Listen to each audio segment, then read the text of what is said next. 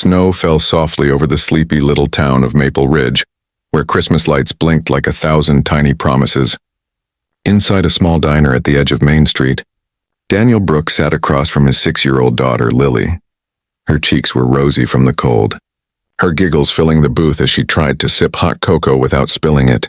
For Daniel, these Friday nights were everything. Ever since the divorce 2 years ago, it had just been him and Lily. His reason to keep going, his light through every lonely night.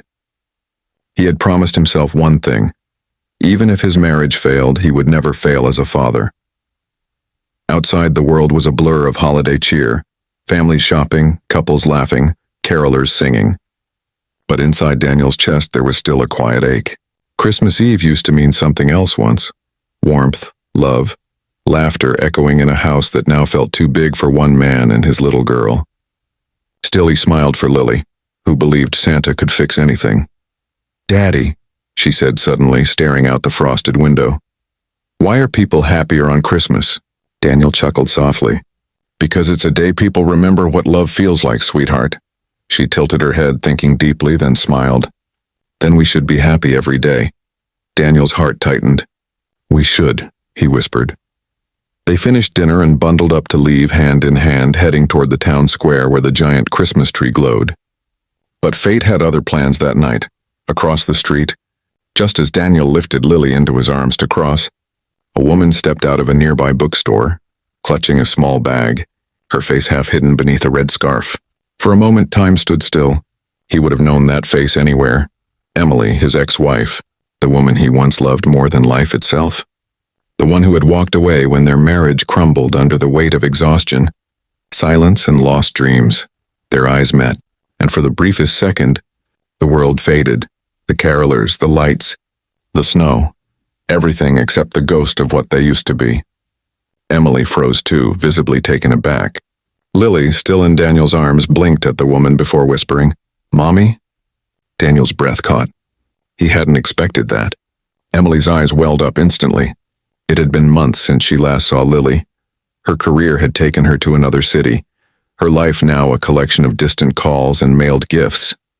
She had asked to visit, but Daniel never found the right time. He told himself it was to protect Lily from disappointment, but deep down, he knew he was still hurt. Emily took a hesitant step forward. "Hi, sweetheart," she whispered, voice trembling. Lily reached out and Emily hugged her tightly, tears falling freely. For Daniel, the moment was both beautiful and unbearable.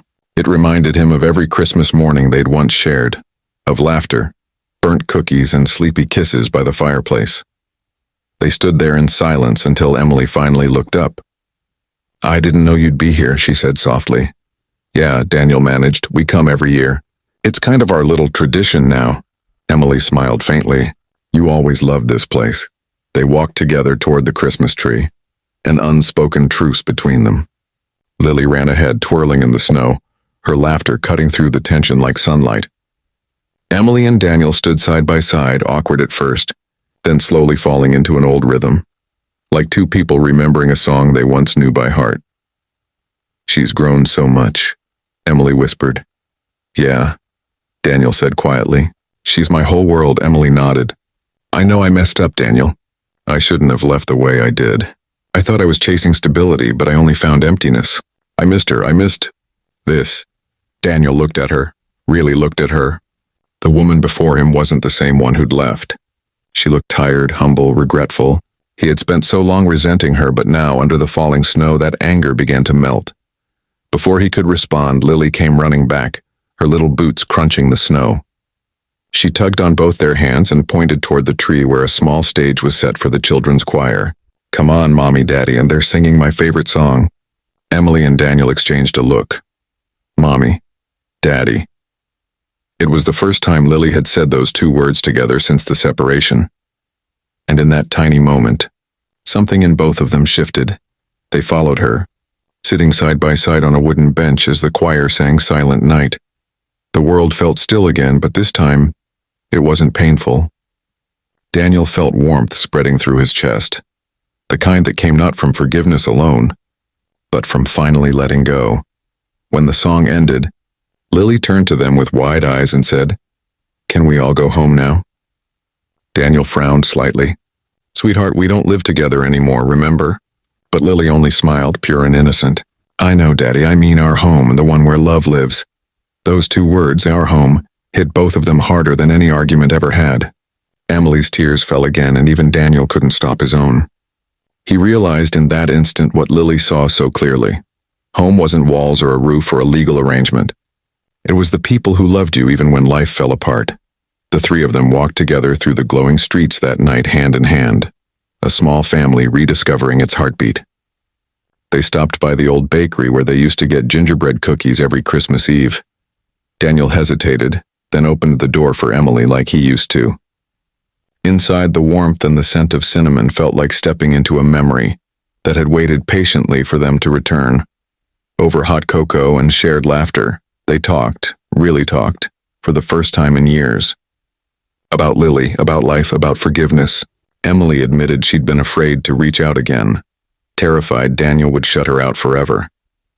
Daniel confessed that he'd built walls not just to keep her out, but to protect himself from missing her. By the time they stepped outside again, the snow had stopped, leaving the town blanketed in quiet peace. The Christmas lights reflected in Lily's eyes as she squeezed both their hands and whispered, "Can we stay like this forever?" Daniel smiled, looking at Emily. "Maybe we can try." Emily's lips trembled into a smile. "I'd like that." As the clock struck midnight, a gentle breeze carried the faint sound of church bells through the air. The past hadn't disappeared, and it never would.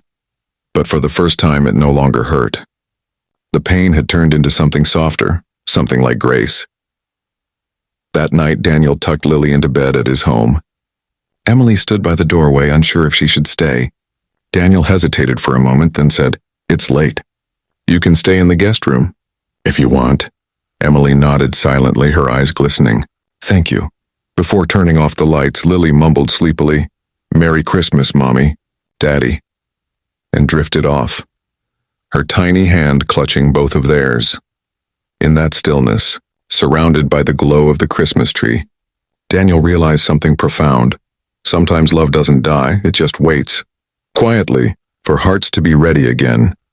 And that Christmas Eve, as snow gently kissed the window pane, Daniel and Emily sat together once more, not as husband and wife, but as two souls rediscovering hope, forgiveness, and the kind of love that never really fades, because sometimes all it takes are two simple words from a child to remind grown-ups what truly matters.